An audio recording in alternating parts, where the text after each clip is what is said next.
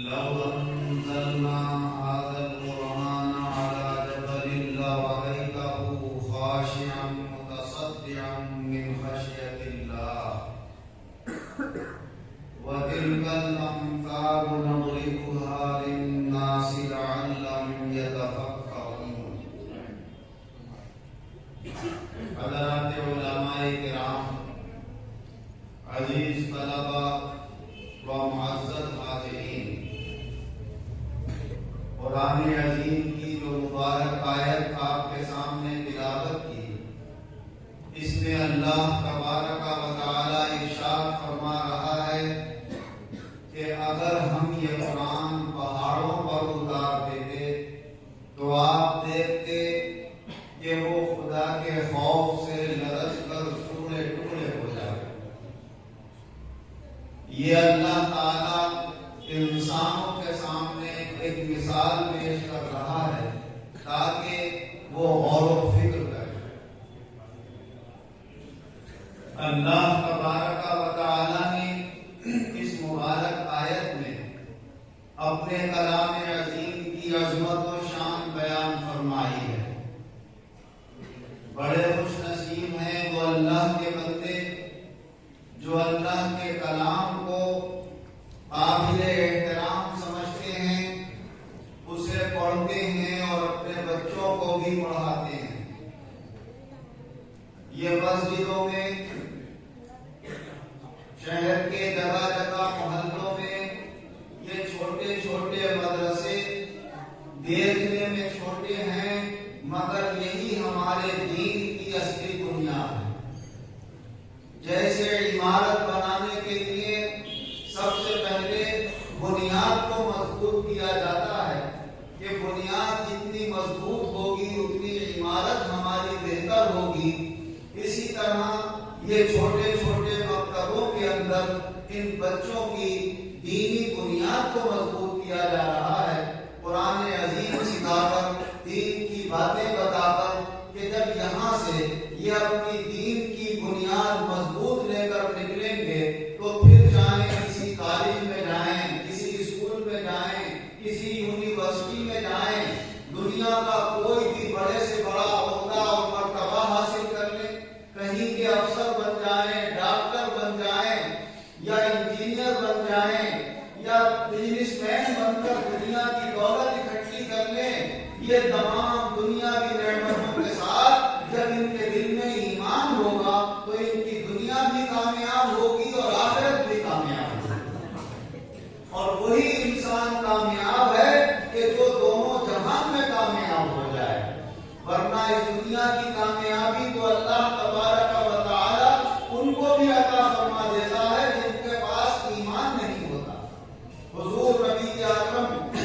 صلی اللہ علیہ وسلم نے ارشاد فرمایا کہ اللہ تعالی دنیا اسے بھی دے دیتا ہے جس سے خوش ہوتا ہے اور اسے بھی دے دیتا ہے جس سے ناراض ہوتا ہے، مگر دین اسی کو دیتا ہے جس سے اللہ تعالی خوش ہوتا ہے اور راضی ہوتا ہے. تو وہ خوشی منائیں اللہ کے بندے جن کے گھروں میں دین کا ماحول ہے، نمازیں پڑھنے کا ماحول ہے، قرآن عظیم کی تلاوت کا ماحول ہے کہ اللہ نے انہیں دنیا سے بھی نوازا ہے اور اللہ ان سے راضی اور خوش بھی ہے کہ انہیں اللہ تعالیٰ نے یہ دین کی توفیق عطا فرمائی ہے. ہم لوگوں کو یہ چاہیے کہ اپنے محلے کے، اپنے علاقوں کے چھوٹے چھوٹے مکتبوں کا اپنی اپنی حیثیت کے مطابق خیال رکھیں. اگر اللہ تبارک و تعالیٰ نے ہمیں یہ توفیق دی ہے کہ ہم اپنے بچوں کو روزانہ خرچ کے لیے 5 روپے دیتے ہیں، کوئی 10 روپے اپنے بچے کو دیتا ہے، تو یہ سمجھ کر کہ جو ان چھوٹے مکتبوں میں دینی تعلیم حاصل کر رہے ہیں یہ بھی ہمارے قوم کے بچے ہیں، ان کے بھی کوئی آمدنی کے ذرائع نہیں ہوتے. یہ لوگ جو مدرسے چلاتے ہیں یہ آپ ہی سے جو چندے حاصل ہوتے ہیں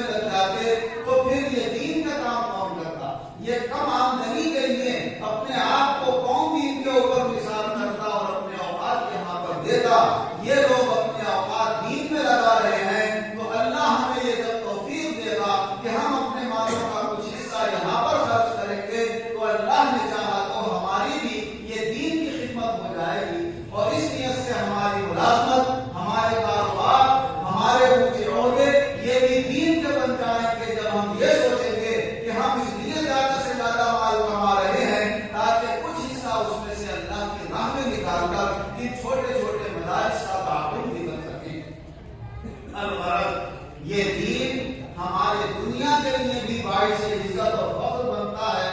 آپ دیکھتے ہیں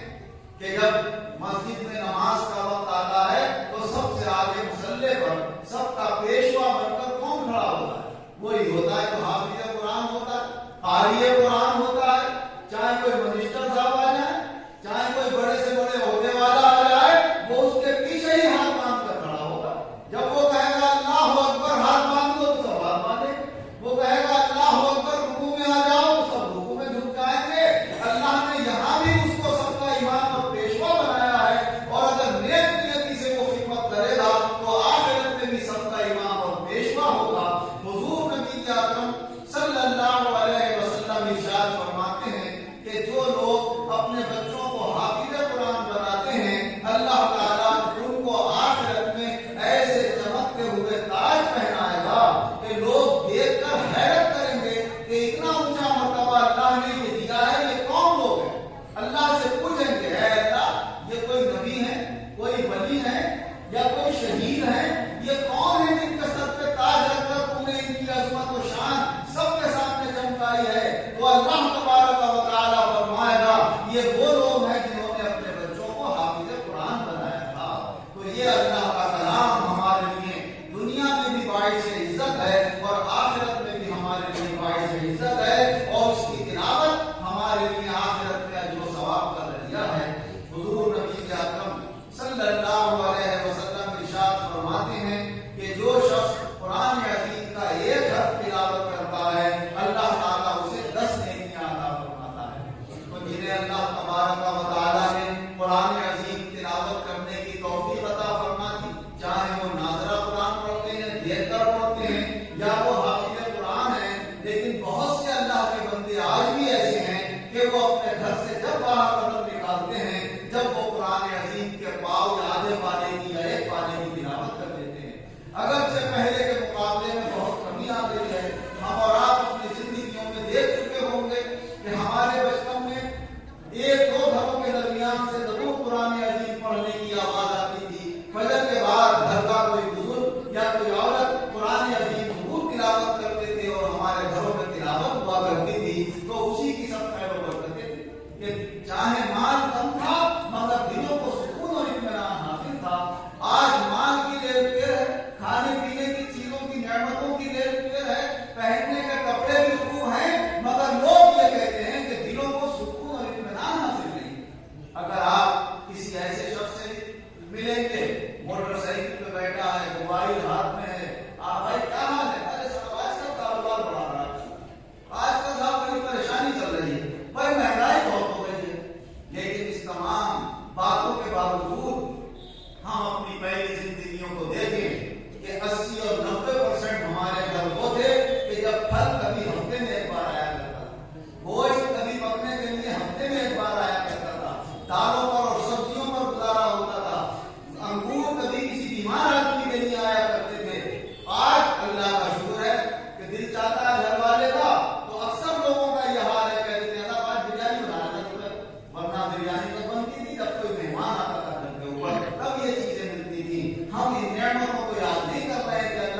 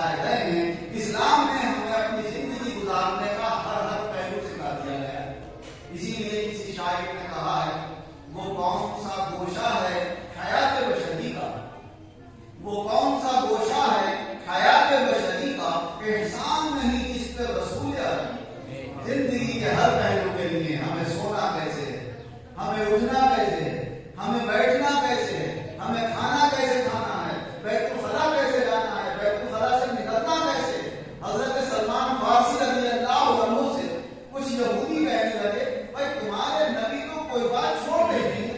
سب باتیں بتا دیتے، یہ بھی بتا دیتے بیت الخلا میں کیسے جاؤ، کیسے نکلو، کیسے بیٹھو۔ ارے بھائی کتنی معمولی بات ہے۔ تو وہ علم جانتے تھے، احساس کمتری کا شکار نہیں ہوتے تھے۔ آج اگر ہماری دینی بات پکڑ کے کوئی ہمارے اوپر اعتراض کرے تو ہم شرمندہ ہوتے ہیں، احساس کمتری کا شکار ہو جاتے ہیں۔ وہ تو جرأت کے ساتھ جواب دیا کرتے تھے، ہاں الحمدللہ اللہ کے نبی ایسے ہمیں ملے ہیں جو ہر بات کا علم رکھتے ہیں، اور ہمیں یہ سکھایا ہے کہ جب بیت الخلا میں داخل ہوا کرے تو پہلے بایاں پاؤں رکھے اور پڑھے اعوذ باللہ من الخبث والخبائث۔ میں اللہ کی پناہ مانگتا ہوں جو یہاں پر چھپے ہوئے جن مرد ہوں یا جن عورتیں ہوں، ان سب کے حملوں سے اللہ کی پناہ مانگتا ہوں۔ اور ہمارے نبی نے سکھایا کہ جب بیت الخلا میں بیٹھا کرو